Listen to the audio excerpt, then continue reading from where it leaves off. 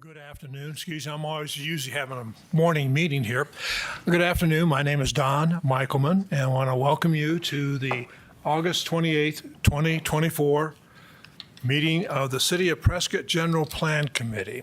I usually like to have the committee members introduce themselves versus I do the introduction and call on a roll call. So, Jim, would you start off, please? Jim Huffman. Mary Frederickson. Tom Riley. Ralph Hess. Hi, Tom Davis. Rod Moyer. J.D. Greenberg. Thank you. This is an, I did, what, oh, okay. That's okay, Ralph, you'll catch up. This is an open public meeting and is being recorded by the city. The proceedings are being televised by representatives of the public media, the public and local cable and/or radio stations or newspapers, as we have a member of the press here, and may be rebroadcast. The number of members present is 8, I believe, and it will take 5 votes for a majority.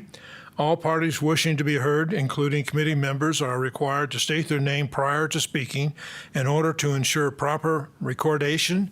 Members of the public are required to state their name and address for the record so that we may know who is speaking and be able to contact them at a later date if necessary.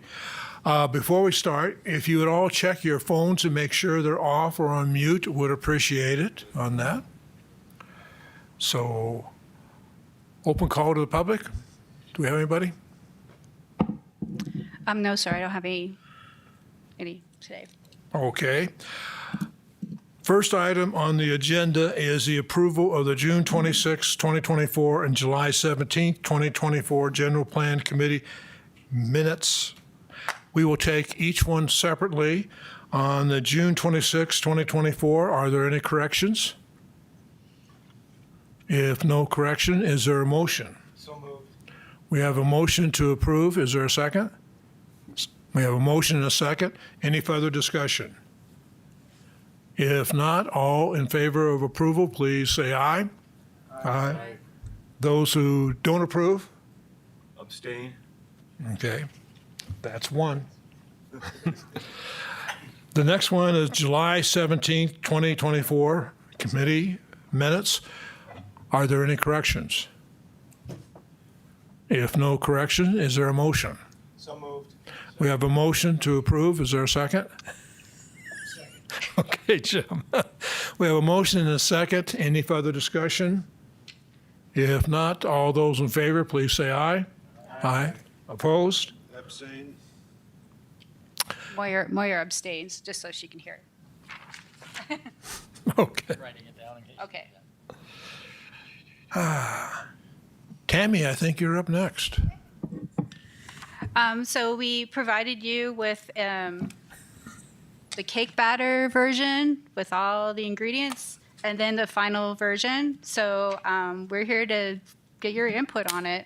We prefer that you show us with this version, since that's the one we have on the screen, because we really want to focus on the new version. But I know there's some comments that were from the questions about why certain things were taken out by department heads, which are the directors and the city manager after we met with them. So what we did was we took all the comments that you provided and we created the draft, and then we met with the department heads afterwards for the each department's directors and the city manager to get their input on what was added and changed in it. So like I said, the green highlights were changes based on their concerns or input, and that's what we got put into the final draft. So I know Member Hess sent some comments, and I emailed them all out to you. But why don't we go through chapter by chapter first? Then we can get everybody who has comments while we go. So I guess we could start with the introduction. Okay. Okay. The introduction, was there anything in the introduction chapter?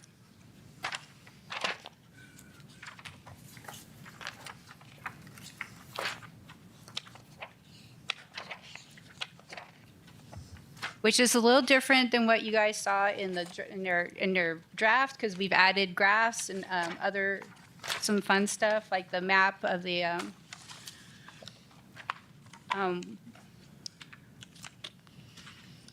like the maps and other graphics that kind of explain it. And like we stated before, this is interactive. So anytime you see the icons, the color icons for the different chapters, you can click on them and it'll take you straight to that chapter. So and those are usually at the bottom of the page, and it is interactive even through the PDF. So then kind of like how it's set up was the explanation, and then the fun little hidden bonus just to make it a little fun. And then the physical setting and history, existing conditions. And that's pretty much all for the introduction. No comments or, okay. Okay. Resiliency and Sustainability, Chapter 2. So the first one we had from Member Hess was on page 24? Wait, 27. 27. On let's see, strategy 1.2, it says encourage new development applicants to use pervious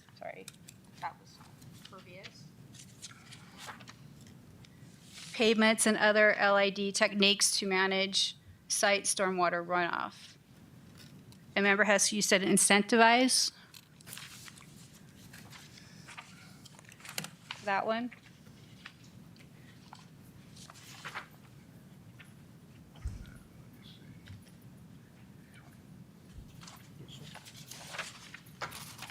And member McCarver just showed up. So we have 9 now members. Yeah, this is Ralph Hess. I'm actually trying to put the pages together, but yes, that was where I suggested changing encourage to incentivize. That's a discussion that we had quite frequently with the committee. So since we don't have any incentives to incentivize with, so we were suggesting, when we discussed it earlier today, encourage the creation of incentives for new development applicants to use. Instead of encourage or incentivize, encourage the creation of incentives. That way we look into what kind of incentives that we could offer. Tammy? Yes. Maybe somewhere we've previously defined LID, and if not, maybe we should Okay. in strategy It- 2. It is in the paragraph up above it. It's low impact development. Oh, I see, yeah. So instead of encourage or incentivize, encourage the creation of incentives. Because right now we don't have any incentives that we can incentivize with. Yeah, this is Ralph Hess again. And one of the things that we discussed repeatedly, and I think applies here, is the use of the word encourage throughout the general plan really gives it no kind of, not comparative. It just doesn't give it any force whatsoever. And even a broader discussion that we've had over the past 2 years is the public and some of the council people have been disappointed that the general plan does not really have any enforcement aspect to it. And so every time not every time, I mean, there are times when encourage actually does fit, but in these types of situations, it appears to me that using the term encourage really has no really effect. How about investigate incentives, How about just develop incentives? develop incentives? I agree with that. Ralph Hess. Development is more of an active action term, so That was or Tom. action verb, so that you're actually doing something. And we could do that also for the next, well, we'll go back to that one. So there was that one. So.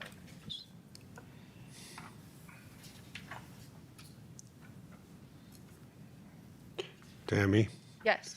along the same lines in the introduction under how is the plan used, it says, quote, must be consistent and conform to the adopted general plan.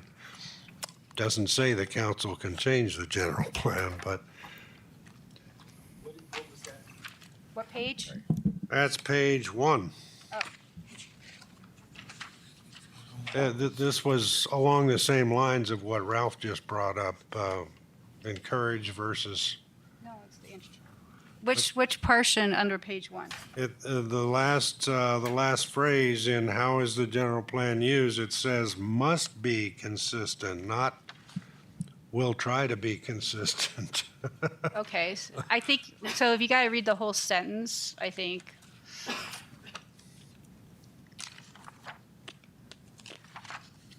So when you read the whole sentence, rezoning and new development proposals involving use permits as well as decisions about public infrastructure, transportation.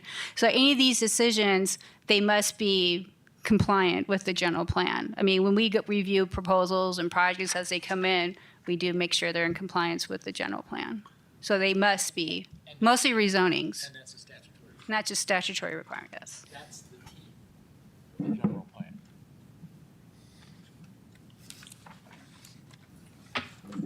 Okay, back to chapter 2, resiliency and sustainability.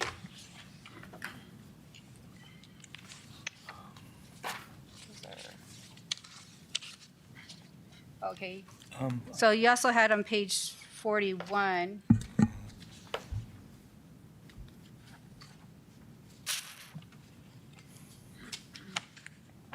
I'm getting there.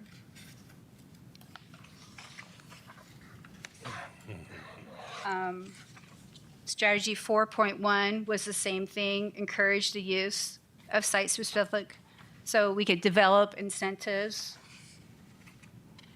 Develop incentives for that one too. That'll work. Okay. Can I go back to page 34? Yes. Something we had talked about and we had some presentations on was the recommendation that we establish a regional water advisory committee of some sort. And I'd like to see that on goal 2, strategy 2.2. Seems to be an appropriate place to put that, but I defer to your expertise as long as it gets in there somehow. And we talked about consider creation of a regional water advisory committee with partnerships or something. I'd just say create. Great. Okay, great partnerships. I'll work with Water Resources on how to work Thank you. that. Sure. Mr. Chairman, while we're on water, I'm not sure we're going through Mr. Hess's comments and then coming back or going chapter by chapter. We're in chapter 2 right now, resiliency and sustainability, Okay. I had questions. which is the green. I had questions about the water discussion. We're not there yet. Okay. So that's All right. blue, we're in the green section. Okay. So as the border around the chapters, that shows what chapter you're in, so. It looks like you're in blue, so that's a different chapter. So we green. Sorry. It's okay. Anything else under resiliency and sustainability?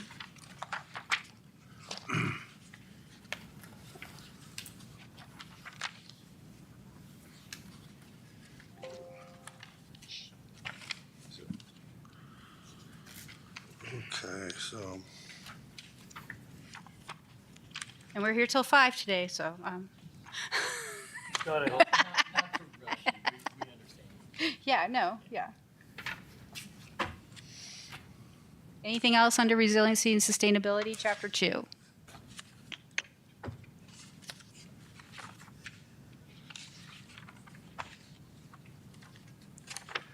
Yeah, I do. Oh, And I'm trying to remember. that's next chapter. That's the next chapter. You're not in the other one. I thought you moved on. So, Well, I'm waiting still. excuse Okay. me, I'm sorry. There's Yeah. water in chapter 1. Oh. There's water resources in chapter 1. Okay, sorry. So that's, Okay, Yeah, Okay. that's what I want to talk What about. page- I'm what- a little confused. What page are you looking at? I'm looking at page 30 through 33. 30 through 33. The big question is, there's a lot of discussion about the water resources and so forth. It says that the demand, the total demand estimate is 14,529 acre feet per year. And the discussion goes on to identify something like 13,000 acre feet per year. So my big question is will there be an analysis? Then there's a blank, excuse me, somewhere here. There's, oh yeah, on page 31, The DNO?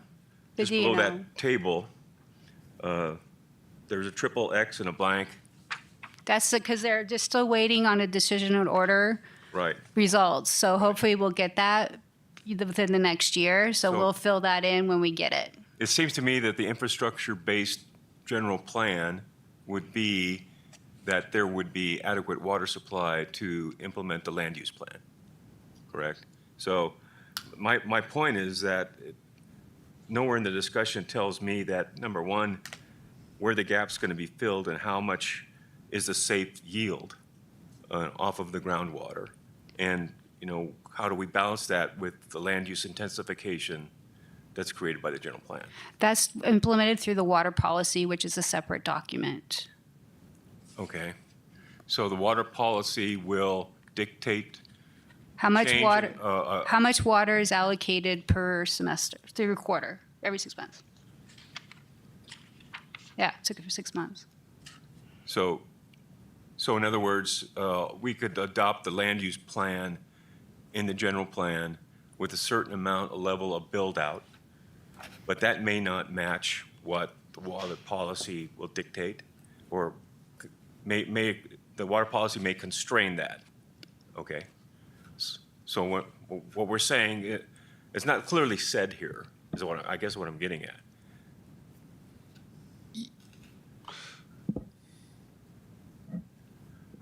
Okay. Yeah. Sorry, I'm Water thinking about it. infrastructure, So- land use. So they are tied together, but there's a loophole in that development can come to the city of Prescott and bring their own water.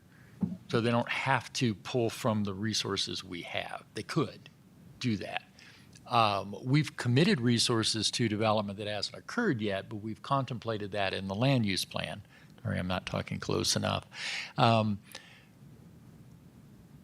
So there could be additional development occur that we don't have resources for, that development would have to go out and find resources, water resources for.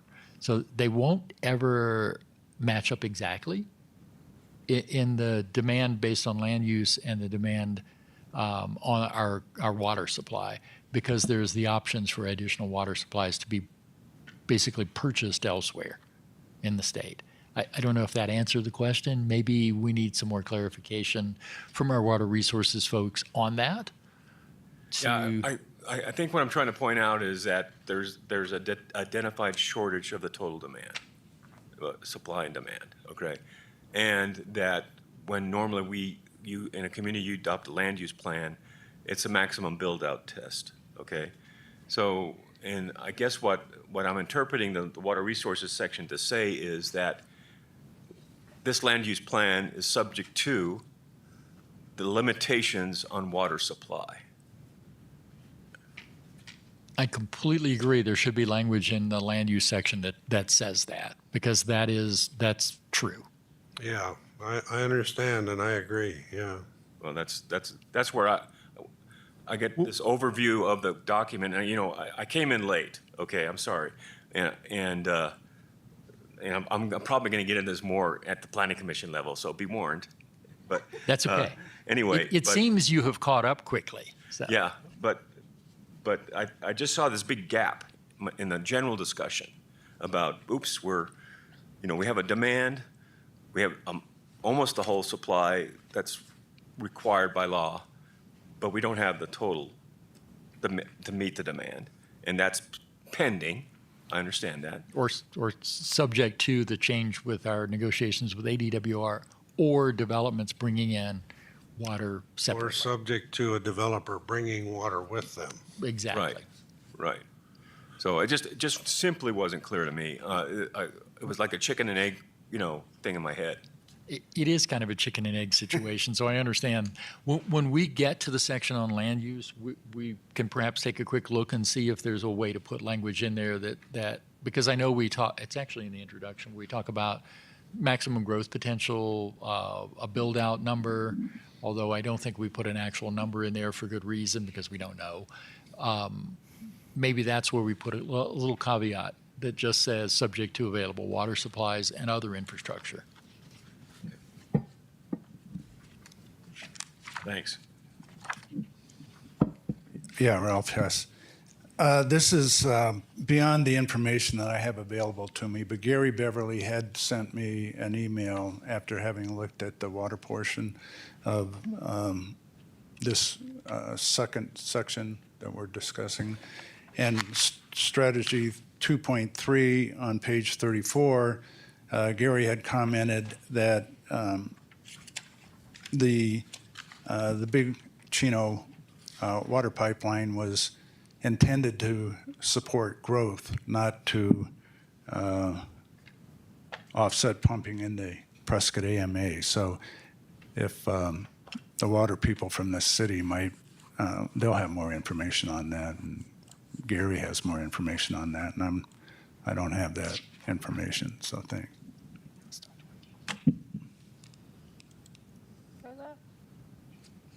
Okay. We'll look into that.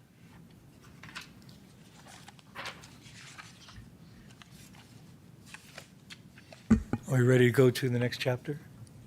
Anything else under resiliency and sustainability? My mouse stopped working, so.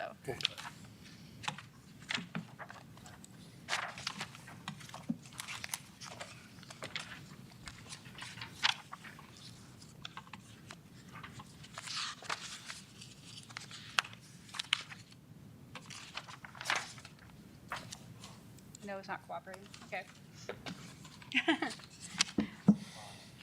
Huh? Oh, okay. Oh, now it's working. Oh, he brought it. Okay, community connected.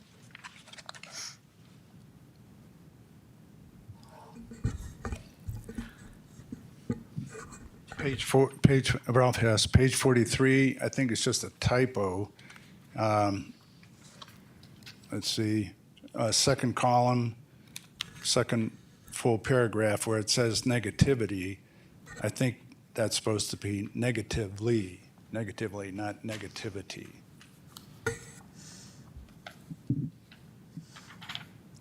Yeah. Don Michaelman. I'd like to go back to Ralph's comment on strategy 4.1, changing encourage to incentivize. I think that one, encourage, works better there than develop incentives. Because how are you going to have incentives for building designs?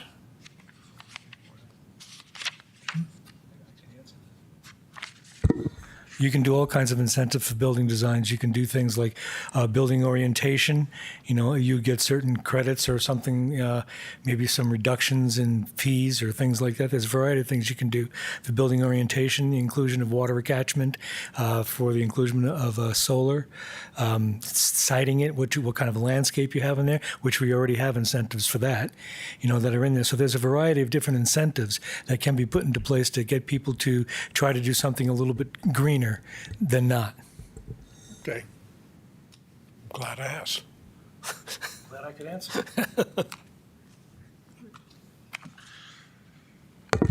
I'm going to go jump to page 53.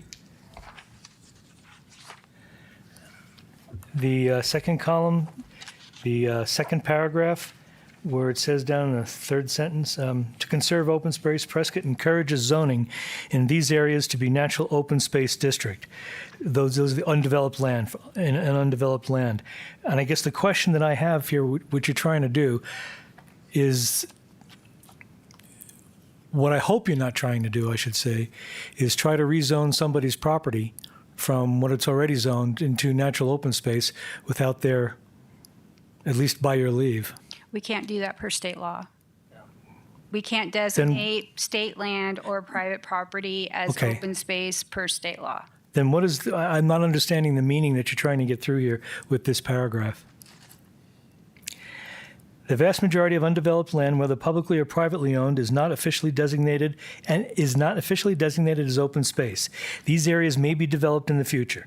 To conserve open space, Prescott encourages zoning these areas to a natural open space district, which restricts uses and encourages landowners to maintain their land in a natural state. So by encouraging a landowner, by rezoning their property, you really can't do that. You may want to do a little bit of wordsmithing in there. That's all.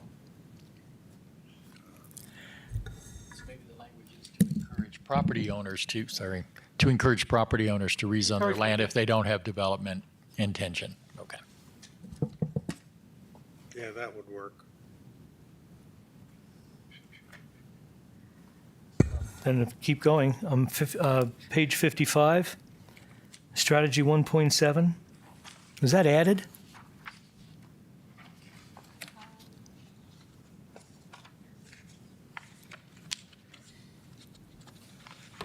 Remember, we talked about not creating more committees as a committee.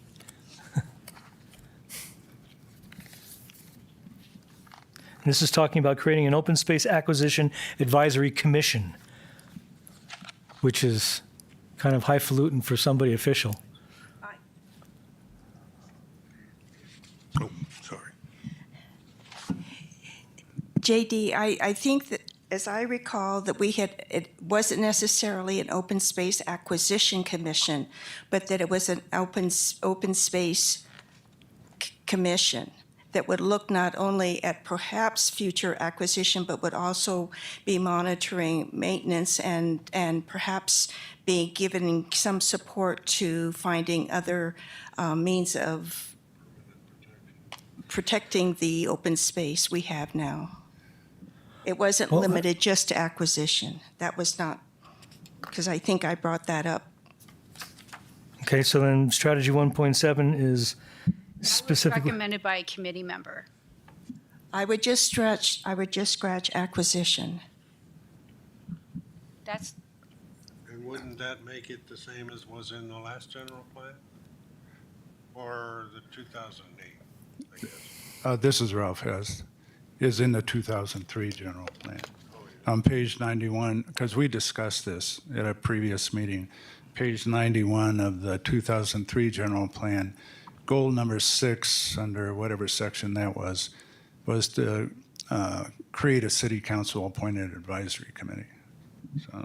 So we had that discussion. But it didn't include the word acquisition, right? Correct. No, it said, create a city council appointed advisory committee on open space acquisition and stewardship to exist for the term of the sales tax extension. Of course, we know what happened with that sales tax.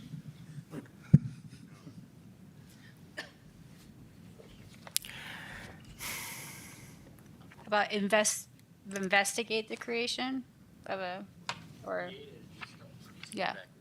Okay. And use the word committee instead of commission?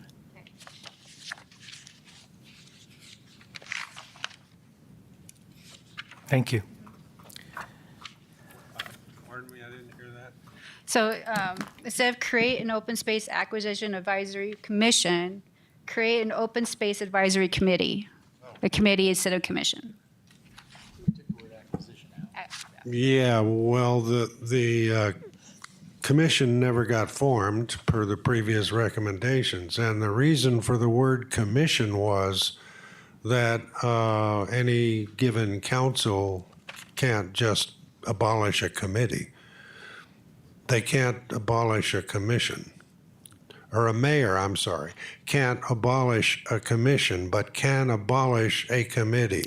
Only if the mayor appoints that committee. Yeah, so there are two different types of committees. There's council-created committees, which takes an act of council to eliminate, or mayor advisory committees, which the mayor can eliminate at will, basically. I don't think the intention of this is a mayor advisory, it's a council advisory committee. So I think it would take an act of council to abolish it, but council as a body can abolish a commission too. Okay. Okay. Then on page 56, member Hess had one under strategy 2.4 in regards to the charter amendment to protect open space. And I think we have Joe here to help answer why that was changed to investigate a charter amendment rather than initiate a charter amendment.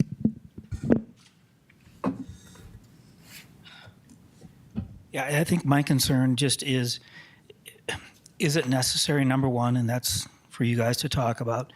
And number two, read that to me again real quick. Initiate a charter amendment Yeah. to protect open space. And more importantly, is it the best way? Is there another way? Is there deed restrictions, or is there a code amendment that could be done? Is the best approach to do it through the charter committee? That's my question. So that's why we changed it from initiate to investigate, make sure that is the best interest for the city to make sure, so. And I believe the city manager also had changed that too. My question would be, would these deed restrictions be in perpetuity? Because the most important part that we're looking for is that our open space lands be protected in perpetuity. And if I may, Tom Riley, I think that the idea of putting in investigate is a smart idea. And because we don't know the answers to that, and we don't want to be suffering from unintended consequences with that. Perhaps we can say investigate a charter amendment to protect in perpetuity city-owned space as is acquired through development, purchase, or agreements, and then put in initiate the necessary steps to ensure open space remains in open space in perpetuity. Because you don't know what the charter amendment may not be the best way to go about doing that, just as Joe just said. So there may be other ways of going about doing it that can achieve the same goal without going through a charter amendment. And once you do a charter amendment, that's it. It takes a vote of the public to be able to do that. And there are other ways of going about it that a charter amendment may have the unintended consequences of an eminent domain situation. And I think that we need to leave future councils not tie their hands with these kinds of things and let them investigate the possibilities for different areas, different kinds of open space, different locations, and different solutions for maintaining that open space, as long as we know that we're trying to maintain it in perpetuity. Well, I can just say that this is a very important topic for this community, and we have to get it right, and we have to protect what we have already in terms of the open space. And I'm not talking about recreational space. I'm talking about open space. And I couldn't agree. I'm not talking about the property that's around the airport that is being miscalled open space when really it's protected the airport space. Right, and I couldn't agree with you more, but I'm not so sure of the charter amendment, and I'm not willing to get behind saying that we have to have a charter amendment in order to be able to accomplish that. Could we do the charter amendment and list the other options as well, so that all We don't know what all the options are, JD. well and explore other options? I think that's the whole idea here, is investigate a charter amendment to protect in perpetuity city-owned open space as it is acquired through development, purchase, or agreements, and consider implementation of And initiate necessary steps. and initiate necessary steps to maintain open space in perpetuity. I mean, I like the idea of the whole thing in perpetuity. I just don't know that that's a charter amendment is the best way to do it. There is precedent already with the Acker Park and also Willow and Watson Lake that they are protected in perpetuity under the city charter. And they're both recreational spaces.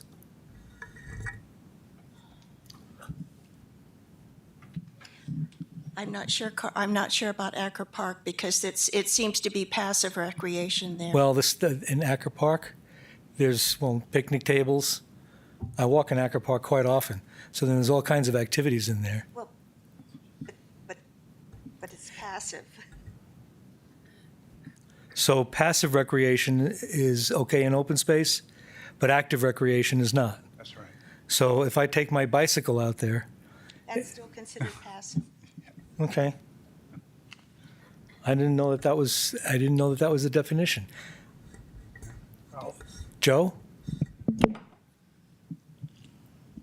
I always like to refer to human-powered recreation. So your bicycle, your hiking, your running, those types of things, bird watching, those types of things are Even picnicking? even picnicking. Yeah, and I guess and Tom kind of touched on it. God forbid a future council is faced with a decision where a sliver of open space needs to be done by eminent domain for a public purpose, and we've tied the hands of that future council. I also agree completely with JD. We want to protect this stuff in perpetuity, but we can't. I just caution you about tying the hands of future councils. That's my cautionary tale. Is it possible that we can table the discussion on this until we Keep things moving. well, no, but I'm just mean until there is feedback from the community. In other words, could we revisit this in after the 60-day public comment period? Just to be really clear, the purpose of today's meeting is to finalize a draft to give to the public, and then you will see all of those public comments so that you can take that into consideration. So you get another bite at this after the public comment period. It's very important that you get to see what happens from the public comment. We need to put forth what our recommendations are and then let them come back versus say, you tell me. And always remember that it's a draft.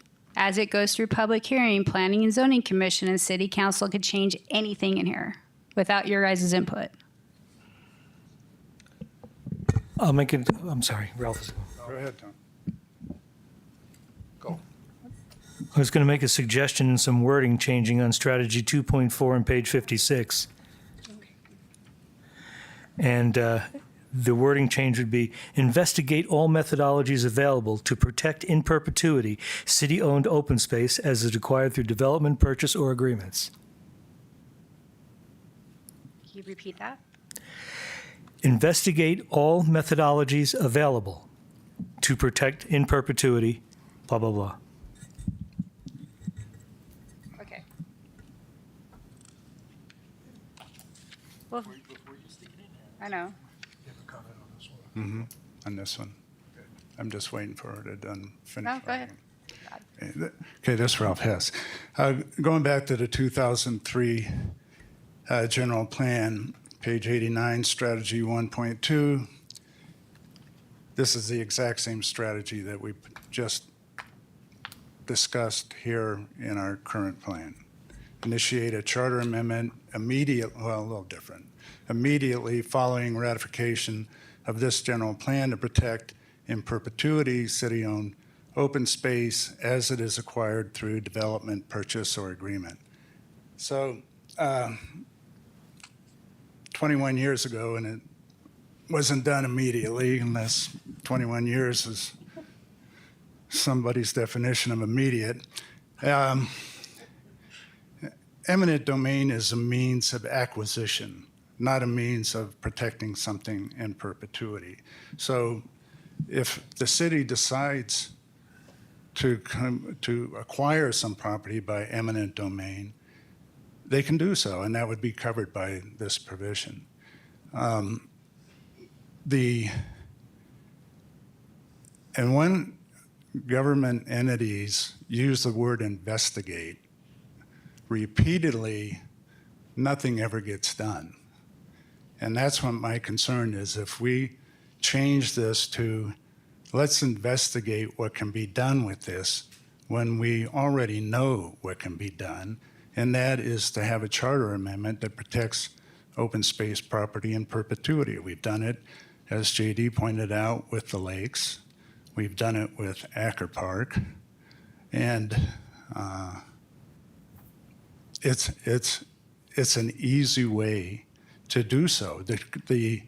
Any charter amendment is going to be voted on by the public. So and as Tom pointed out, any charter amendment can be repealed by the public. And so this provision, I think, was included prior to being amended by the department head and I guess Parks and Rec and city manager, because it was already considered 23 years ago or 21 years ago, and it makes sense.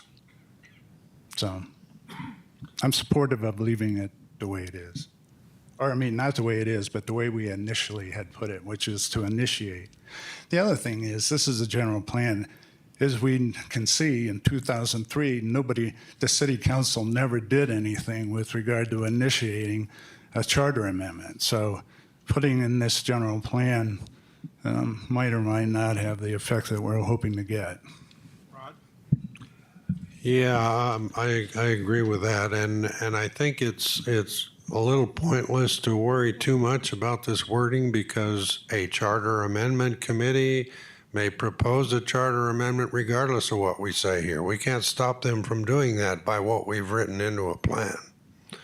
And like Ralph said, the public will vote on it. And the public will vote on it regardless of what it says in the general plan.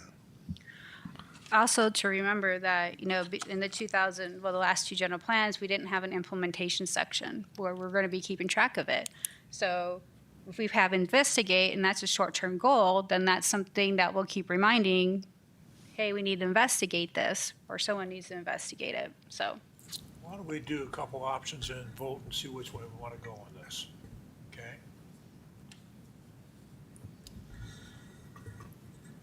Okay, one option is to change strategy 2.4, take out the word investigate and put in the word initiate, as per Ralph. And then the other one was the suggestion that I made, which is investigate all methodologies available to protect in perpetuity city-owned open space, et cetera, et cetera. Any other options? All right. Go ahead, Ralph.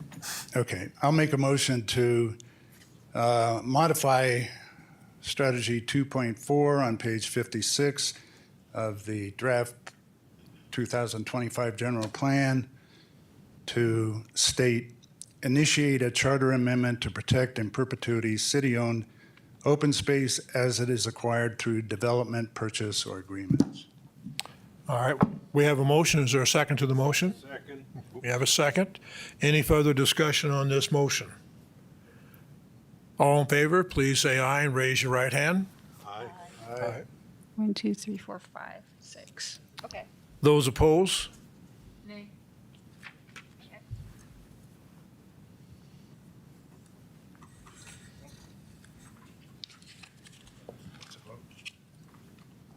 Passed. So next one was goal 3, strategy 3.3. We have encourage new development and redevelopment to provide connectivity to existing open space and trails, establish and maintain connectivity between newly annexed lands to provide wide and continuous corridors of natural open space. And it was suggested to require instead of encourage new development and redevelopment to provide connectivity. Just out of curiosity, how would you require them to do that? We would have to amend the land development code to require it as part of a proposal. Okay, and so if you're going to require new development, does that mean the developer will be able to come up, and this is not for, a single-family home. This is for a subdivision or something of that nature. So by requiring them to do that, don't we already do that? We do through our Parks and Rec review of it. It's a very strong encouragement to make connections. We have the same language for street connectivity as well, to make sure that you connect to adjacent properties to allow for flow. So we use the same process for both street connectivity and trails and sidewalk connectivity. So the word change. It's not a mandate under the LDC language right now. Well, this isn't going to be a mandate either unless the land development code is changed. So this is going to be encourage new development versus require. Would the word require have any more teeth to it based on what you do now? If the word require results in an amendment to the LDC to mandate it, then our review process, we're going to make sure they have to have those connections rather than negotiating connections. Right now, what happens, maybe I should let Joe talk if he's still here, what happens is we negotiate the best connections to adjacent trail systems rather than any connection. So sometimes a connection doesn't make as much sense because it doesn't provide loops or links in the system. And we negotiate out which ones are the best ones. So sometimes connections don't occur in certain areas. So is the system that you have in place now working?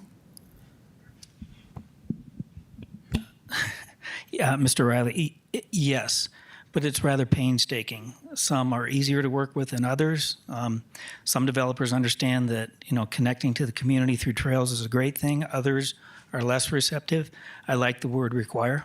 You like the word require? I do. And I also like a land development code amendment to enforce that. We're making it work right now, but it's not as easy as not as seamless as I would like it to be. Thank you. Then make the change, I guess. JD, I applaud your comments and making it require, because for so many years, they have been making a farce out of some of when we've left it open to developments and developers, that they have just done piecemeal, and there's not the connectivity that we absolutely need on this. So I think we need to require that they do it, and if it requires a land use code change, then so be it. It's time that we rectified this, so thank you very much. Yeah, and also if I could, to understand that, one of our goals identified in here is connecting our trail system to other parts. If we don't require and we have to negotiate, we could miss an important connection to maybe the Dells or other open space we have. It's like a road system, right? You have arterial trails, you have connector trails, you have neighborhood trails. It really works like a road section. If you're missing a piece, you don't make that connection. Thank you. With that information, I'm willing to support that. Do we need to vote on it, or? I got a question. Ralph Hess. Joe, in light of what you just said, would you also recommend that we include in that strategy a recommendation to amend the land development code in order to accomplish this? I would.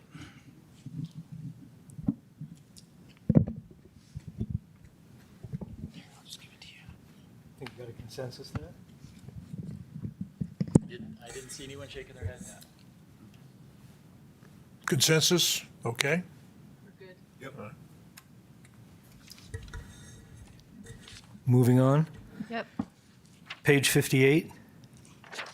Under Strategy 1.1, the lesson, establish and maintain connectivity between newly annexed lands to provide wide and continuous corridors of natural open space. Define wide.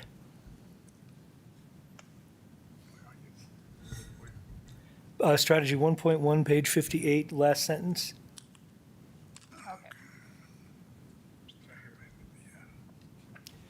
I just like to drop the word wide. I just think provide continuous corridors of natural open space.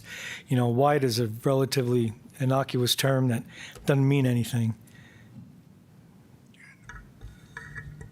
Is everybody supportive of that?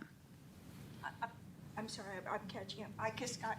Not that, we're not looking at that. You need to look at the other one. All my notes and stuff are in this. I prepared with this, not this.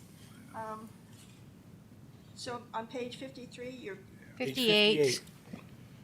Not on that one. On the new one. Yeah. Open too. Do we have developers who want to do a narrow connectivity? And that's the reason we have the word wide in there? A lot of time the connectivity occurs where washes or other relatively narrow, again, narrow and wide are very subjective terms, pass through from one development to another. Should we use a word instead of wide, usable? No? Open space is not always usable. No, that's, I'm sorry, which strategy was it? Strategy 1.1, page 58. Oh, in this, okay.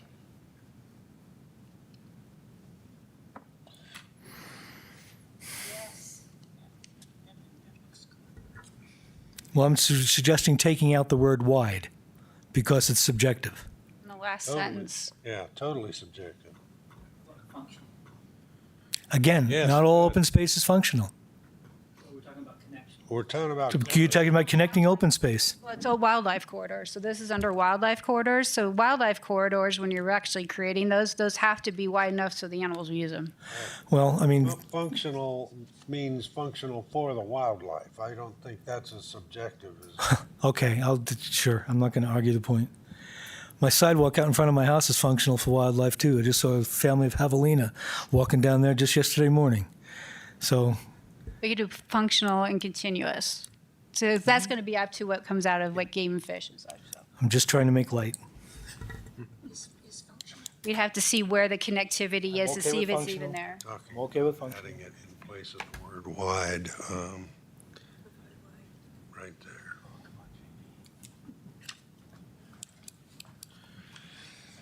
Anything else under wildlife corridors? JD, I would think that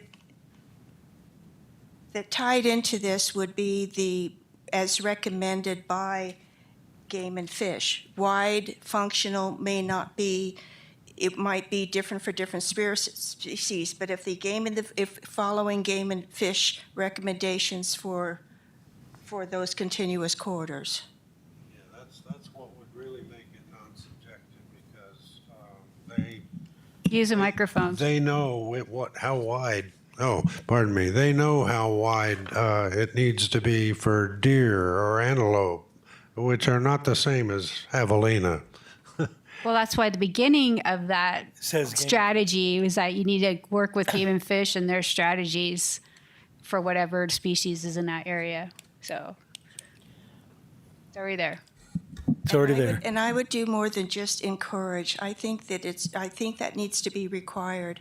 And I think that that's what Prescott Valley is leaning towards as they're making major gains in terms of having Game and Fish review their developments for necessary corridor continuity.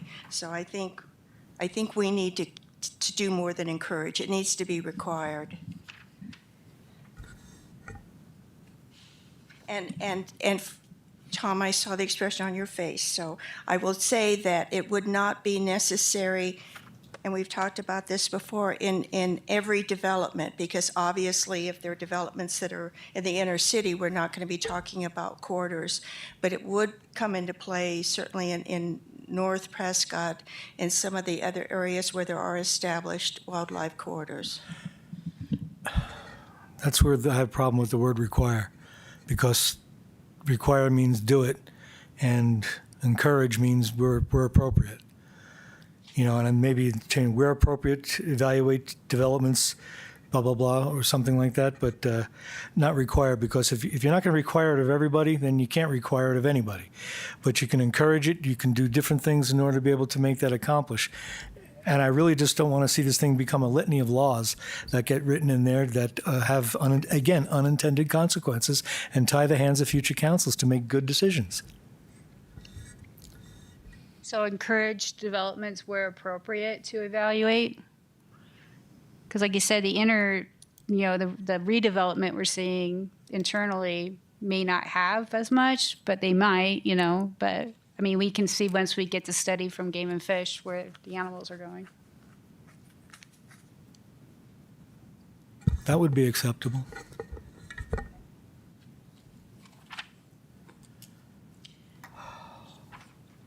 Only 100 pages to do. Yeah. Why don't we continue on? We're running out of time for.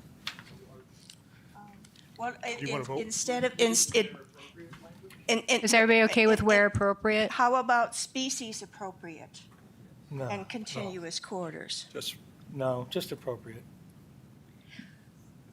Game and Fish is the one that, we're going by what Game and Fish says here. Okay, but I just.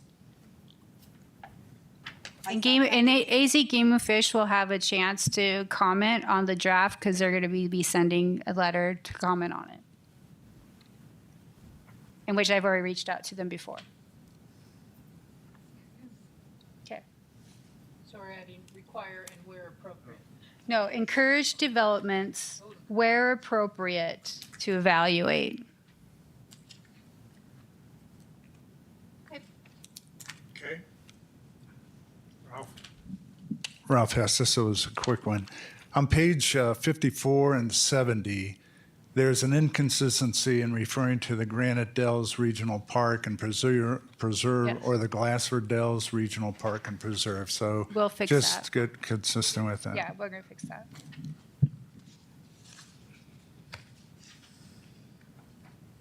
Anything else under community connected?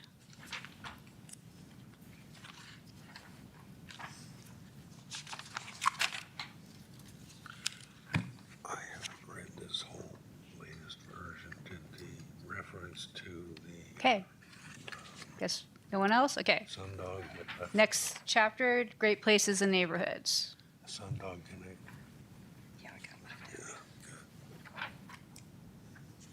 And this is where we could look at adding something about the water policy and water availability with developments. Dawn. Mary Frederickson. There's a section in here for aggregates that I don't recall being in the earlier. We forgot about that, and that's required by state law. Okay, then I guess I'm just confused. The last paragraph in there, or sorry, the last sentence in the second paragraph, where it says several conditions must be met to protect blah, blah. However, federal and state laws allow the mining of aggregates without local approvals. So do we have, can we State put statute. conditions on or not? State statutes overrides us. We have no jurisdiction when it comes to, very little jurisdiction when it comes to mining operations. Okay, so the several conditions of approval are not ours. It's, We can be asked about it with a state mining inspector, but the state law, that's one of the main things, So we- 5 Cs to think of. we, the city, we cannot put conditions on it. No. Okay. What?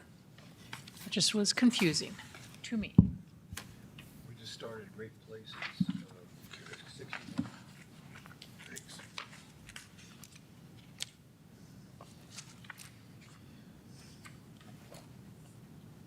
When I read through it, I realized we forgot that section, and so I took it out of the last plan to make sure we had that covered. They added that in 2006 or 7 to state law that we had to have that.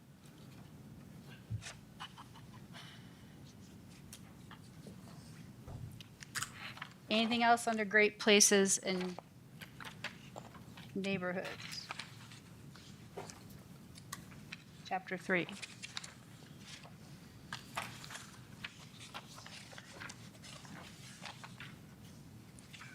So it goes through land use, historic preservation,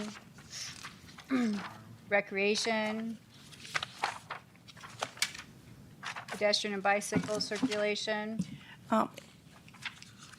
Excuse me, Dawn? Yes, Chief.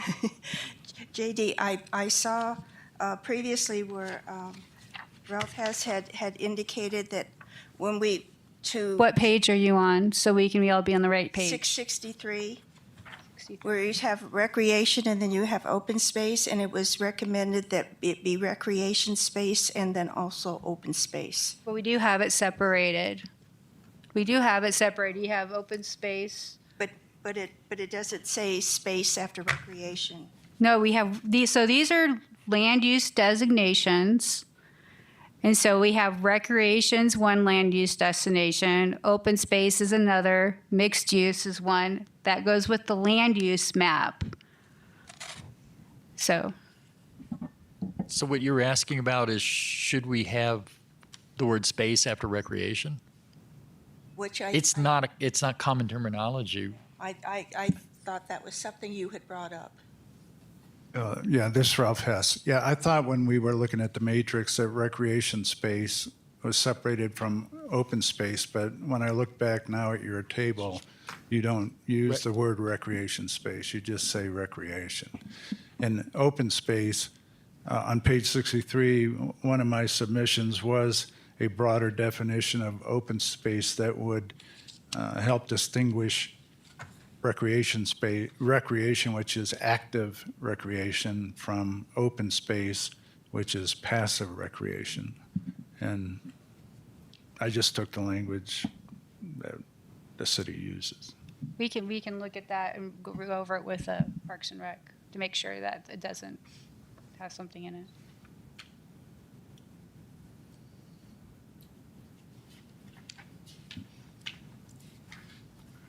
Okay. And that was what he was just talking about. Oh, yeah, see, that's base. Yeah, but then he looked at, we didn't do that before. I'm going to jump ahead if that's okay. Sure. Page 77. Oh, before we go that far, was it, okay, we'll go ahead. No, you go pick it up, JD. You ready? Go. I don't know if it's, I hope it's on, I had on page 72, and I have to make, it had been, is it not the same, this pages are different in the other one? Yes. Okay, well, then I have to refer back to this so I can get it.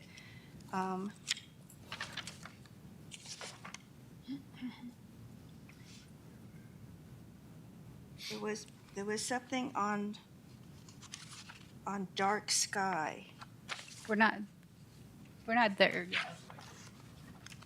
So that's further. So, Tom, you had page, Page 77. Page 77. Under dark sky. okay, under dark sky, okay. Okay. So that's page 77 in the new one, JD, just if you want to try to coordinate that. Wrote down the wrong number. It was under residential home lighting, it said, should Prescott desire to become a dark sky community? I thought we already were a dark sky community. So we have dark sky neighborhoods, apparently, because I know that I live in one, and what the CCNRs and that established that it was a dark sky area. And if we aren't already, I think it shouldn't be questioned. I think we should become a dark sky community.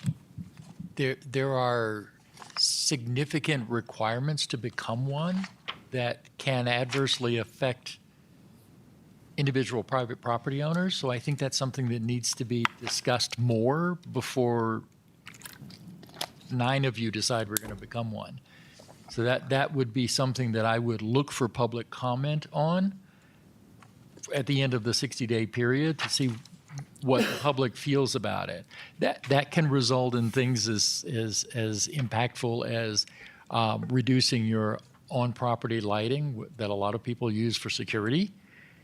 And reducing someone's feeling of security could be controversial. I think we need to hear from the public before we pursue it. Well, usually in those matters, they require down lighting. It's not like all lighting has to be eliminated. And I would have brought this up a lot sooner if I hadn't realized that Prescott was not a dark sky community. We have dark sky criteria for commercial development to help reduce the glow, because more lighting comes from commercial property than from residential property. So it's to try to reduce some of those requirements, but it's nowhere near meeting a dark sky community level. Not even close. Another windmill. Let me ask one quick question. You mentioned public comment. So after the public comment period, if there's some really good comments, we can change the final plan, right? Okay. The way the statute's worded is you have the 60-day comment period, and then at the end of that, this committee or planning commission or ultimately the city council will consider those public comments and implement those. That is the choice ultimately of the city council to put in. But yes, the intent of our process, and Tammy's going to go over that when we finish this piece of it, is to periodically during the 60-day period have you back together so that we can give you those comments that we've received so far and get your input on them. That's again important. We need to get the public comment considered.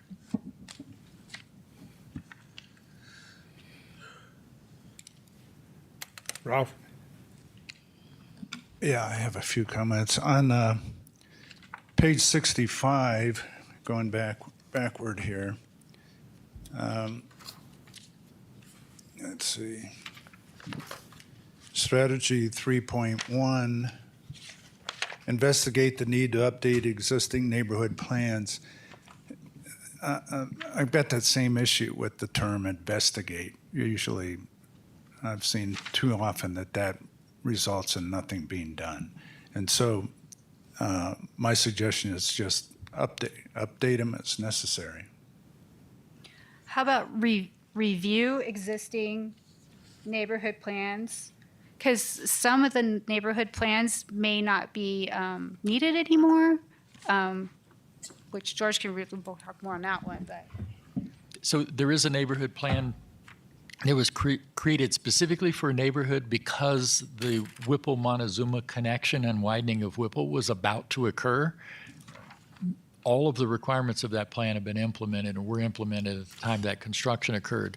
Updating those plans, if you just use the word update, that update might include eliminating those that no longer are applicable as part of the process. As long as we know that, we're okay with the word update. Our intention was to follow the general plan by going out and looking at all those neighborhood plans to see if they're still relevant.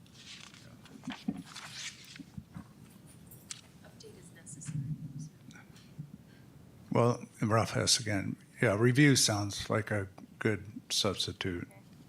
Review and update is necessary. And then also I had on page 70 of the what's omitted, and you'd have to actually look at the marked up version to see what was crossed out because it's not going to be in the one that was published. It was strategy 5.4 was deleted, which said adopt protection codes and enforcement provisions. And the reason that it's indicated on our marked up version that it's struck is because it's captured in strategy 5.3. But I'm suggesting it's not. And along the lines of what the discussion we had with Joe Baines regarding not only to require certain activities, but to recommend amending the land development code with strategy 5.3, if you're going to create best management practices, it might be necessary to also. Sorry, just to verify, this section, the goal 5, is enhanced protection for archaeological resources? Correct. Okay. One thing we haven't talked to you too much about is the update to the Historic Preservation Master Plan. That update will include a chapter on archaeology, which we don't have now. That plan will be adopted by ordinance eventually by council, probably before this is actually voted on by the voters, but we're not quite sure yet. So we have another document that will have teeth to it that will address archaeology, requiring very similar language, I think, to what you're talking about requiring enforcement issues. Yeah.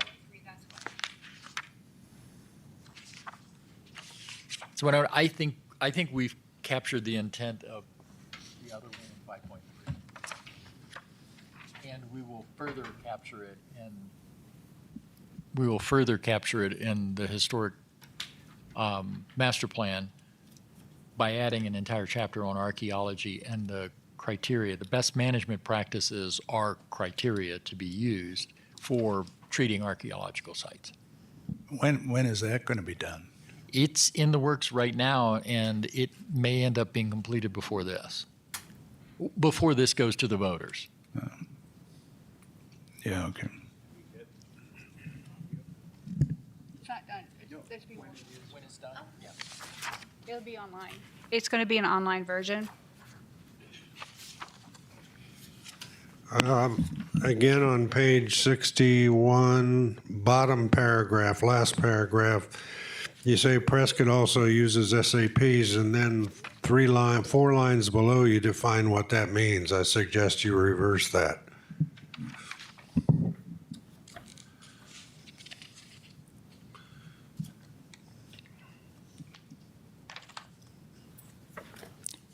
Yeah, Ralph Hess again.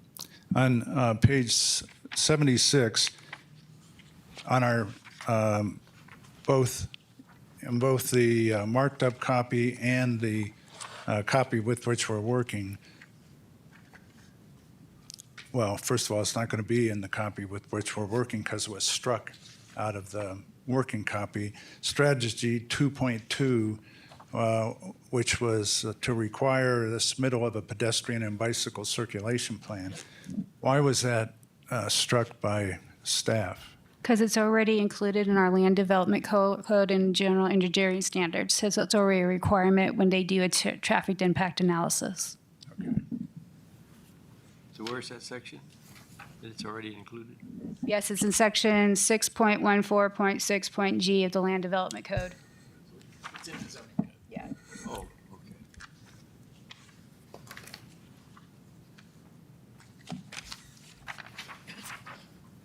Are we on to Tree City?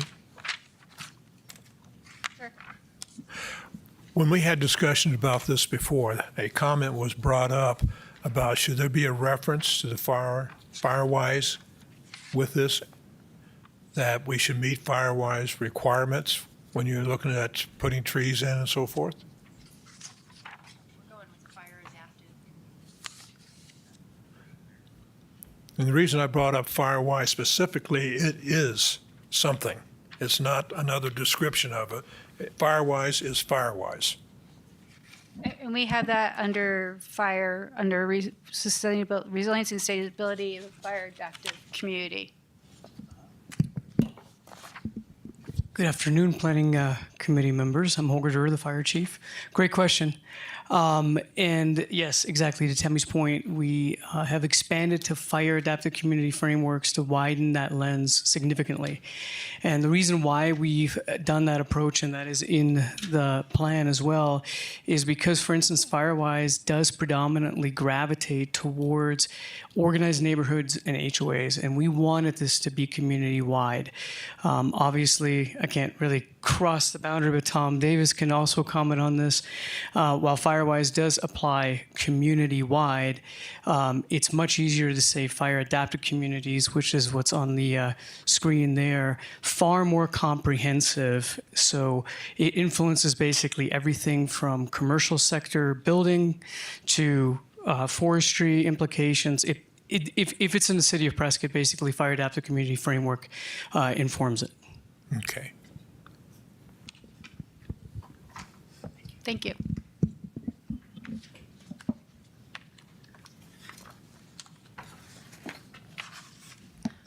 Huh? Oh. Oh, wait, I could just go like this. I forgot. I know, and I forgot.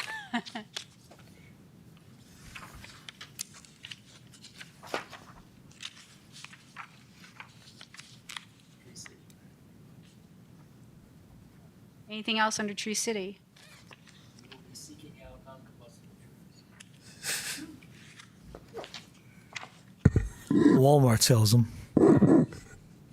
Okay, Chapter 4, Economic Competitiveness and Prosperity.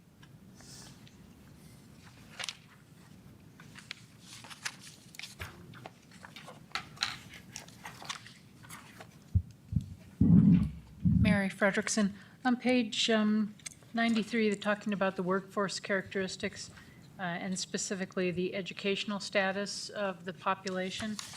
It refers to statistics about how many, what percentage of people over the age of 25 have high school graduation, advanced degrees, or advanced higher education. Does that include the elders of our community? Because the retirees that have come into town, I'm sure a very high percentage of them are coming in with college degrees, and yet they are not really part of the workforce. Or is that, are those percentages intended to page? be, 93. Okay. Are those percentages intended to be the workforce, meaning over 25 up to, say, 65, as opposed to the retirees? I know my husband and I came in with college degrees, but we're not in the workforce. So I don't know that that's applicable when you're talking about workforce characteristics. I don't know if that distinction is available in the census data that's available to you.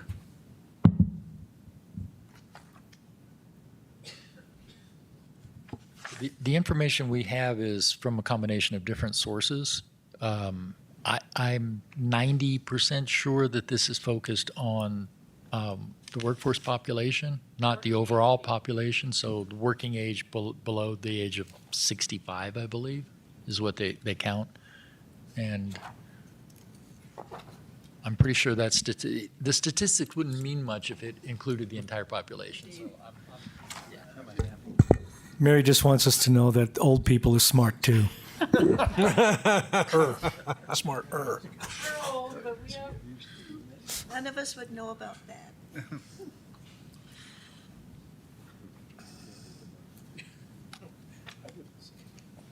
Okay.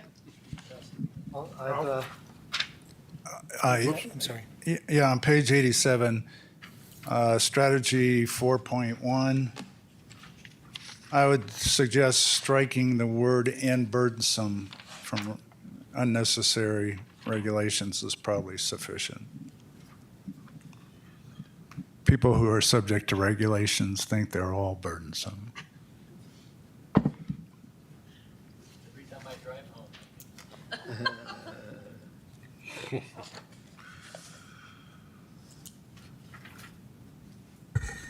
Page 94, Is everyone okay with taking out and burdensome? Just have unnecessary? unnecessary. Okay. Yeah, leave it. All regulations are burdensome. Okay. Why don't you read that out again? I think we have some misconception. Oh, so for strategy 4.1, eliminate unnecessary regulations and streamline development permitting procedures without sacrificing health, safety, and welfare. Yeah. Right now it says eliminate unnecessary and burdensome. Consensus? Yeah, okay. All right. Yes, thank you. Big words. It's rather subjective anyway. Tom, what page? Page 94. Under regional competition and cooperation goals and policies, I suggest adding strategy 1.5, which may be a good place to put in that regional water advisory committee idea. It's under housing. If you don't think it needs to be repeated, then as long as it's in the plan, that's my main thing. Yeah, that was my conversation with Gary Beverly about that. We'll just put it in the water section because this deals with housing. Okay, never mind.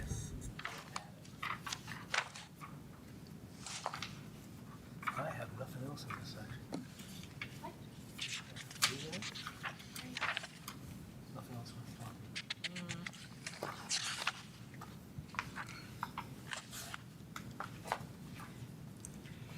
But under growth management, so next section, because it talks about water, then there's where we could add a strategy, like a 1.3 about creation of a, Perfect. because that would be more of looking at growth. Yes. So, because under Grow Goal 1, I'll get down to that. Promote a balance of land use to preserve and enhance neighborhoods, encourage compatible redevelopment, include housing that is affordable in various income levels, and protect environmentally sensitive areas. That would probably be the place to add something about the regional, just to make sure it's in there twice. Okay, thank you. You're welcome.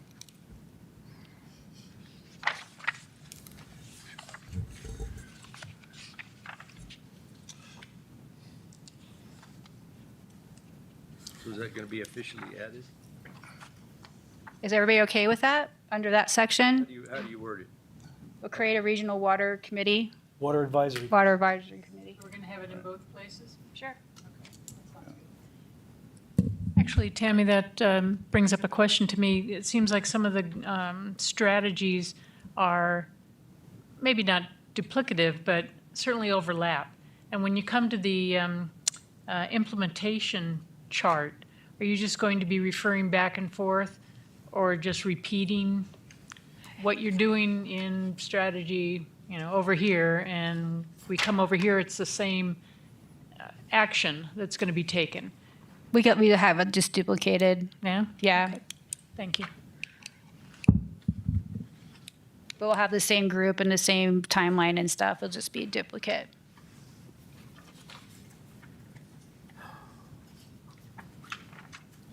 Move on. Yes. Yeah, Ralph Hess. Page 90, you'd have to look at the marked up version, though, to see my comment. In the marked up comment, strategy 2.3, which is on 88 of the marked up copy, in the published copy, the strategy 2.3 is struck, and it states identify further sources of revenue, such as looking at amending state statutes and the Constitution so we're not so dependent on sales tax. I'd actually change that to transaction privilege tax, but That was taken out by our economic development folks. Do you remember what? Yeah, thank you. Good question. So it was the applicability of it in that section. So the carrying that particular strategy out would not be a typical function of an economic development department.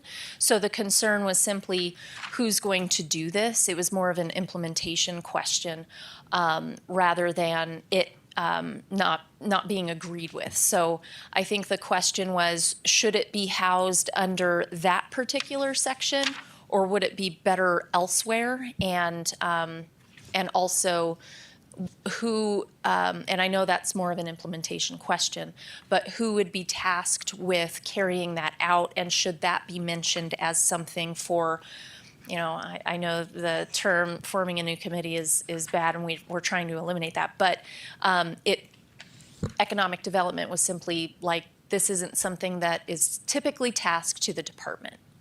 Not that it's not a good strategy, it's just how is this going to be done? okay, Ralph Hess. Okay, I understand that. This section throughout it keeps talking about how can we improve effectively the means by which we can collect more and more transaction privilege tax in order to provide the services for the city. Well, I've made the comment before, and I know that not necessarily publicly, but elected officials have recognized additional sources of revenue have to be pursued because transaction privilege tax cannot just keep increasing forever. So it's going to have to start looking for other sources of revenues, and the only way you're going to be able to do that is if you amend state statutes and the state constitution to do it effectively. So where are you suggesting it should be?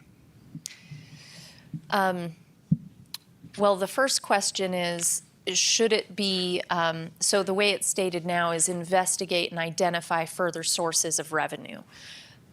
Should it be, consider forming an advocacy group or perhaps tasking a lobbyist with doing that? And that would be a council directive as to how that proceeds forward. As far as the section,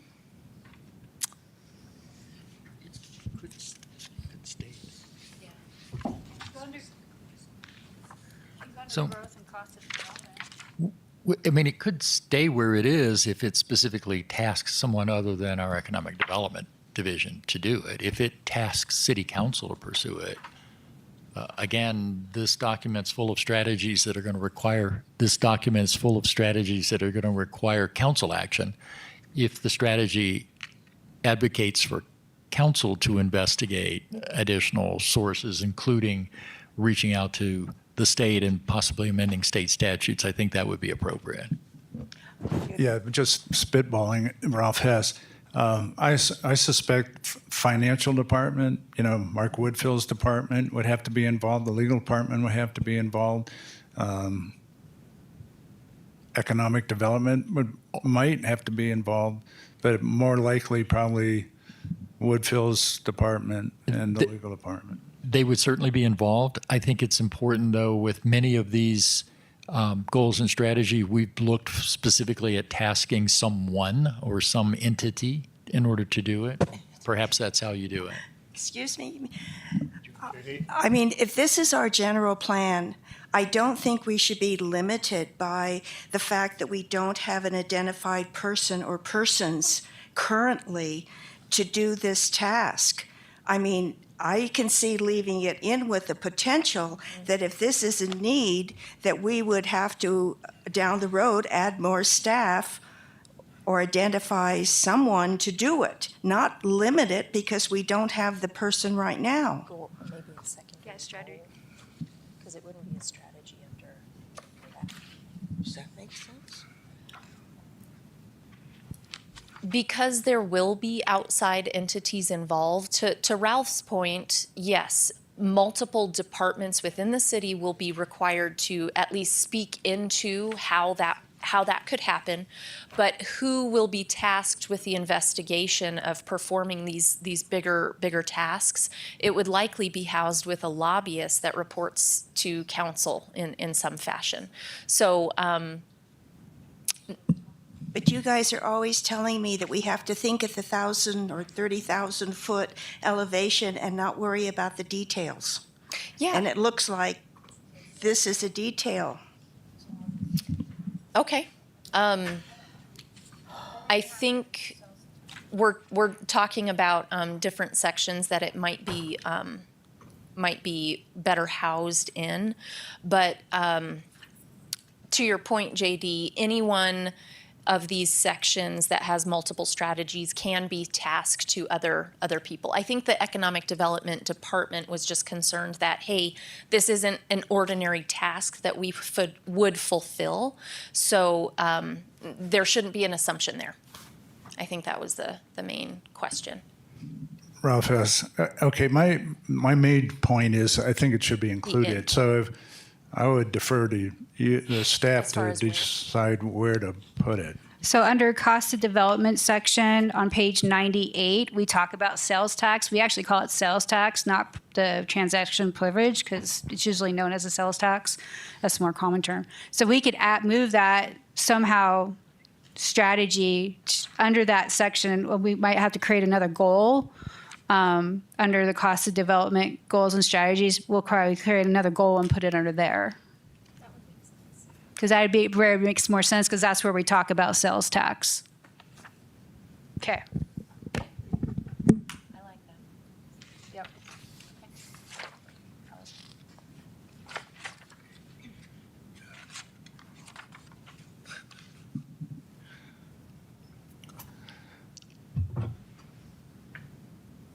Okay.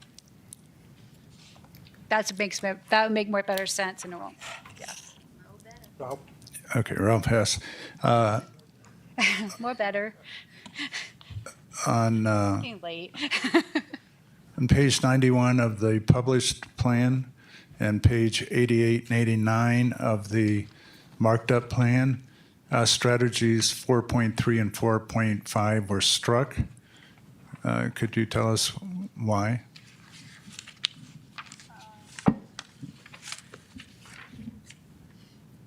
Yeah. So in strategy 4.3 was enforce the 1998 Courthouse Plaza Historic Preservation District ordinance to maintain the character of the downtown. We do that because it is an ordinance and we're required to do that. So we already do that.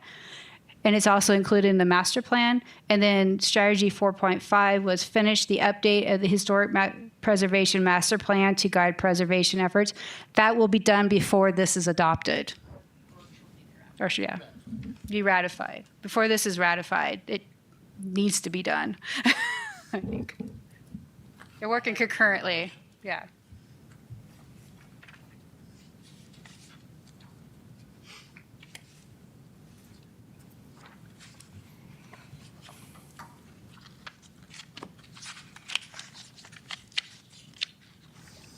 And on page 108, a member has had another comment about who the stakeholders are. Oh, this keeps jumping. 8, and 9. I know, it's being finicky. 98, okay. No, that's not it. Is that? Oh.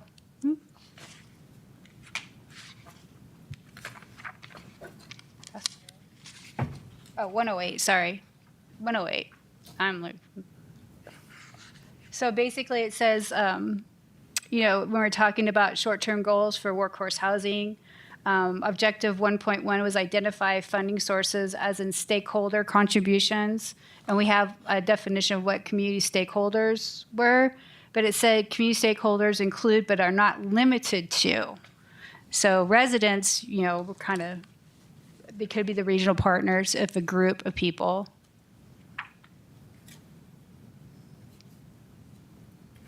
There.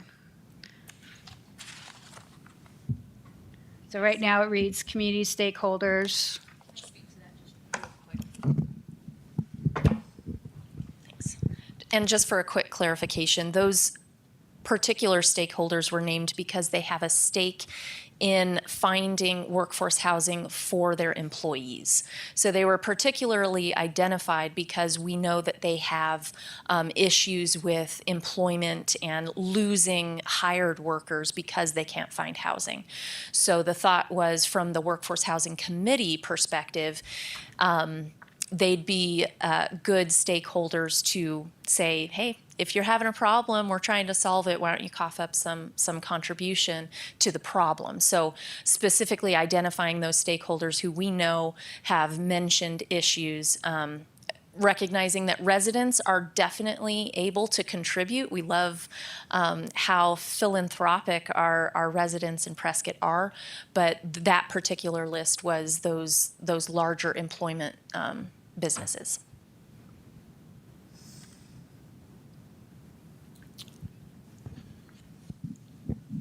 Yeah, Ralph Hess. The only reason I raise that is often when we're identifying stakeholders throughout the general plan, we're identifying institutional stakeholders and overlooking the community at large, which is always has a stake in any of these decisions that we're making. And I was just trying to make the point that that's being overlooked.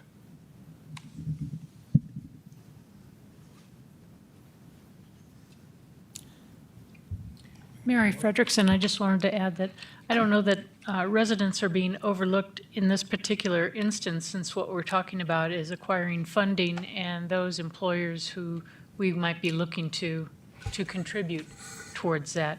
I think residents are stakeholders for every single thing, every word within this document. So I think it'd be not specific to this strategy to need to identify residents as stakeholders. So I like it the way it is.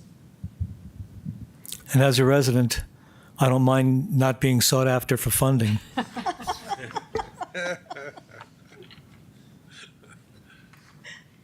Anything else under economic, competitive, and prosperity? Going. We're doing okay. On to the last one. Okay, last chapter.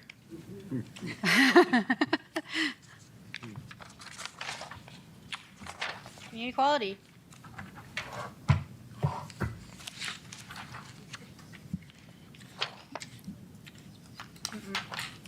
And we do understand the major plan that was in this document, because we handed you guys this document when we were talking about it. So it is being updated, the major plan amendment, to what you guys approved the last meeting. So that will be in the draft. It will be included in the public draft. Don? Before, I don't know what page it's on, whatever, but I just, I think it was like page 118 and 123, the Prescott Center for the Arts. Yes. I think we need to delete that. We're kind of waiting to see what's happening with that facility right now, because we're hearing different things, but But if it doesn't go, then it's Yeah. deleted. Yeah. Okay. I hope it continues. It's that famous Monty Python line. I'm not dead yet. Just a tiny formatting issue, I think, but on page 93, regional competition cooperation, should that be the all caps larger I'm going heading? backwards. Okay, I'm going backwards. Going backwards. Yeah, you're gonna get voted off the island for going backwards. What? Well,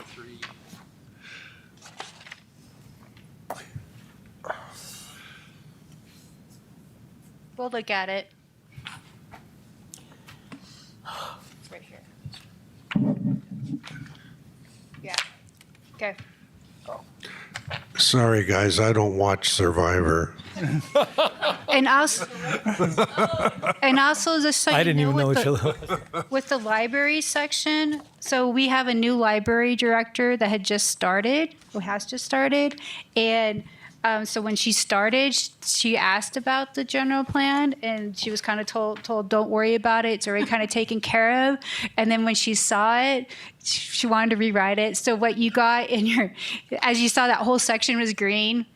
Because she rewrote it, the section and the goals and strategies to more like what they really want to see coming forward in the next 10 years, being the new director. So I I just sure wanted to hope kind it of includes clarify. lots of storage space. So, but I just wanted to let you know why that was changed like that. So Mary Frederickson, just to clarify for me, on page 122, they're talking about youth programs, and there's specifically Nature Niños Prescott. Is that program really from age 0? That is like newborns? Here's my newborn. that's what it Take says her on out their on the website. trail. Well, you can go out and get start Yeah. starting. I was a couple of months old before the first time I went hunting, so it's doable. What a tough chick. Okay, all right. I was wrapped up like a papoose on my mom's back, so because I kept falling through the carriers. So, but yeah. They tend to cry a lot when you drag them. Too much information. Yaroff has page 131 to 141, the implementation portion. When do you anticipate that's going to be completed?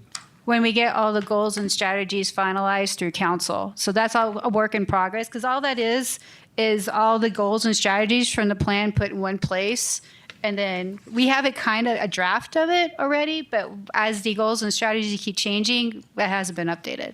So we will have that, but we're waiting until kind of we get more along through the process to finalize those. But basically what you see here, where it goes, the strategies and such, the way it looks like, that's how it's formatted in a spreadsheet. So I have an Excel spreadsheet with all the goals and strategies, and this is how we have it set up. So that's why it's in progress. But once we get more finalized from the council, when there's no more changes, that's when we'll finalize it. Well, one reason we put it in, showing in progress, is we want to remind people that there will be a implementation section that is something that can be monitored by staff, the city council, and the citizens. So we just want to show that there's going to be something there. It's a placeholder. Mary Frederickson, just the major plan amendment, Yeah, what happened there? well, like I was just say, I said that when we gave you guys this copy, we were discussing it. So you guys voted on it the same day, so I could include it. So that is being updated, and the copy that goes out to the public will show what you guys approved at your last week. Staff alternative? Yes, that you approved last week. Thank you.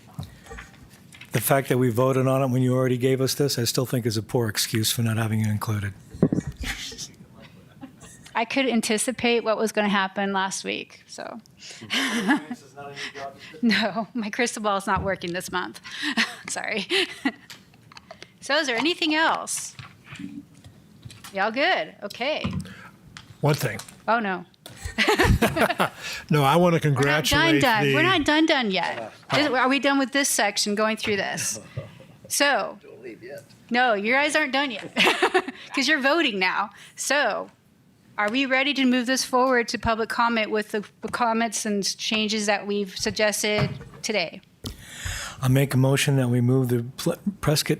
Did we have public comments? I have no public comment. Do we have? Nope. Oh, I thought some people had the paper. No, you're, One was to make it was, one was to withdraw. yeah, Oh. it was resolved. Okay, okay. Yes. Don't want to leave anybody out. Okay, yeah. Okay. I'll make a motion that we move the 2025 draft of the general plan forward, as we discussed today in the minutes, for public comment. We have a motion. Is there a second? Okay.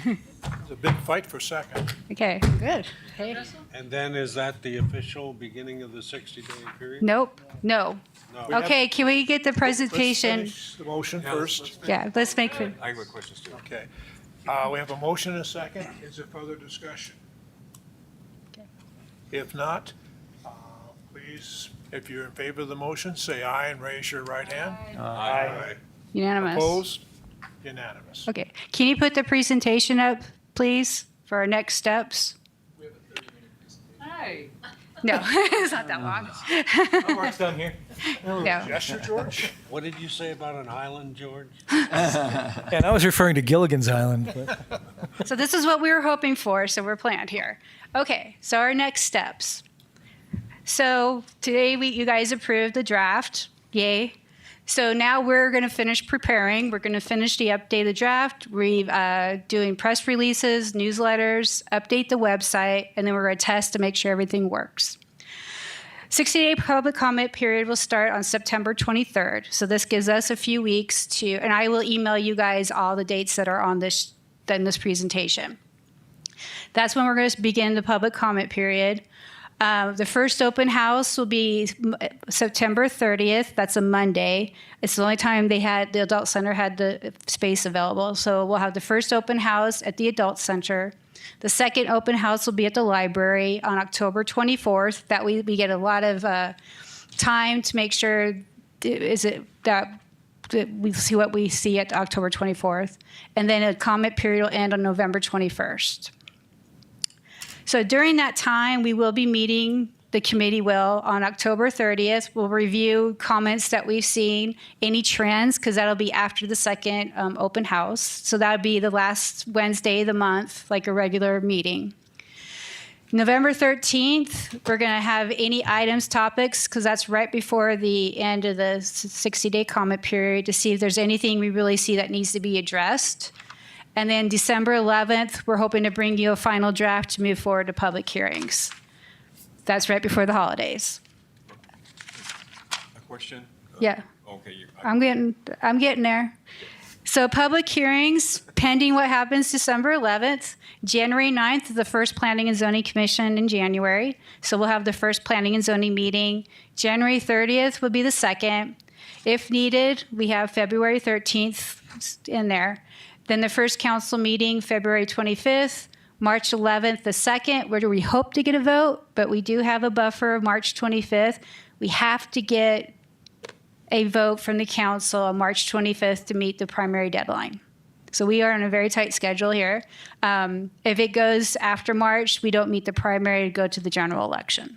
So this is our timeline to hopefully get it through to stay on the primary. March 25th is like the last. And once we get the final dates from the court, the voter's office, then we'll make sure they'll be finalized. But based on what we saw this last year for the primary, hopefully they don't move it up again. So, what? Clarification. So September, our committee meeting will be the 25th. So in September, you are not going to have a committee meeting. We're having September 30th is the first open house, which we hope you all will be able to participate if you're around. Then the second one is October 24th. So your meetings will be October 30th and November 13th. And I'll email you all these dates. Okay. Okay, I have it in a paper form. Okay, so what we're going to do, we're going to update the website. So let's see if this is going to work. It's not working. Well, it's not working. Okay, under where it says in the middle box, public participation, we're going to update that, the 60-day comment period. And then we'll have our link through there. And then so here, okay, let's see if this is going to work. We're hoping this works. It may not work. I don't think it's liking this. Ah, there it is. Well, he's helping me. Okay, so when you first go to click on the virtual meeting room, we have a welcome page, and then we can X that out. Oh, I'm doing it.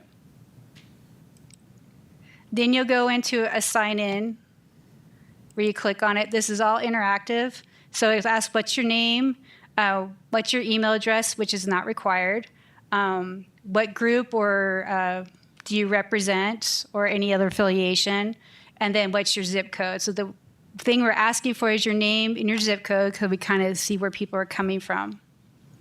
The others are if you want. So that's when you first sign in. Then each station is a different chapter, which we're going to add the major plan amendment and then just general comments. And then once you go to, if you click on one of these above it, it takes you to give you a little explanation about that chapter, and it'll take you to that station. You click on the board, it gives you kind of an overview of the chapter and the goals that are in that chapter. The goal is hopefully everybody has gone through the plan before they get here. And then here, you can leave your comments. So you can choose what chapter you want to put your comments under. We're hoping that if you're in that chapter and you click on that, it'll just show that chapter. But right now, it shows all the chapters, and you click on which one you want to leave a comment on, and then it's color-coded here for each chapter. So you're going to be able to see all the comments, so you'll be able to access this at any time to see what kind of comments we're getting. People can like or dislike the comment, and you can add conversation. So if you click on that you want to add a discussion or see a discussion, you can click on that and see all the discussions under that first comment and whether you like or dislike it, and you can comment on there. So it's going to be very interactive. We're hoping we get really good responses using this method. At the open houses, it's going to be in the same format that we're going to have these stations, the same boards, and we'll have a laptop at each station where we can help people or show them how to put comments in, or they can put their comments in right there. Tammy, sorry. Are the online comments limited in any way as to volume? No. Or can somebody get on there and write their treatise? Yeah. Yeah? Yep. Lucky for you. I know. They have a college How do you get to this site? Is it through So it's going to be through the Plan Prescott website. on the City of Prescott website? You can get to the Plan Prescott website from the city website, but it is a separate website that we're going to be updating. And then you'll be able to click on it and see you're going to be able to see the draft so that people can read through it and look through it. And then you can go to the interactive meeting room, the virtual meeting room, and then go in there to the different stations, the different chapters, and provide comments. So this will be available the end of September? Yeah, but start a 60-day comment period, we'll have this live. Not before. Yes, JD. Two questions. Is the format for the open houses going to be like the one was before, where the general plan members are there? We want you there because you're going to help answer questions. It's going to be set up just like this room is. Well, so we're going to have a station. Each chapter will have a chapter. The boards will be exactly the same information that we have in the virtual meeting room, and then we'll have a computer, a laptop at each station where people can put comments, or we can show them how to do it. Second question, are members of the general plan committee allowed to submit comments as private citizens? Yes, because your name's going to be on there. You're members of the public. Through what other means or channels will comments be officially accepted other than these two? We're hoping to get everybody to go to this method. We do know at the open houses we'll have paper where people can write comments, and then we'll type them into it. Because this will be the clearinghouse. We can run reports, and then this will be easier for us to maintain and simplify it, and then everyone could see the comments. Yeah, I understand that, but if someone gets a hold of your email address, for instance, or writes a letter, well, one of us will type that in. Or we'll refer them To back this. to this website, say, can you put your comments into this format? Yeah. I hate to retype somebody's, but if they send an email, I can copy and paste into it. But if someone handwrites, it's interpreting their writing. So that's always scary. I know. Any other questions? Well, before we close, I want to thank all the committee members, those that were here from day one and went through all this, those who had to struggle, not to say struggle, but had the challenge of joining midterm and getting caught up. I think you all, I think you all did a good job. You need to be proud of yourself on it. And it was a lot of hard work. There were no bloody noses, so we came out okay on that. And also, I want to give a shout out to Kimley Horn for creating that draft plan. In this, I mean, they have been super. I mean, when they were doing the draft, we were throwing things at them, ideas like the maps and the hide and seek stuff, throwing them stuff just to make it more interactive. And they've ran with it. And they're having fun with it. They're locals. The lead person on this page, she's born and raised in Prescott, graduated here. So they're kind of taking this personally too, because this is their community too. So we've had a blast doing this portion of it. And we hope that, everyone else likes it too. So. I'd also like to make a shout out to staff. You guys are doing a Sisyphean effort. And I think that it is excellent. You've been doing a great job. You've been listening to us. You haven't thrown anything back. And I appreciate that. Thank you. Well done. Any other comments? Meeting adjourned.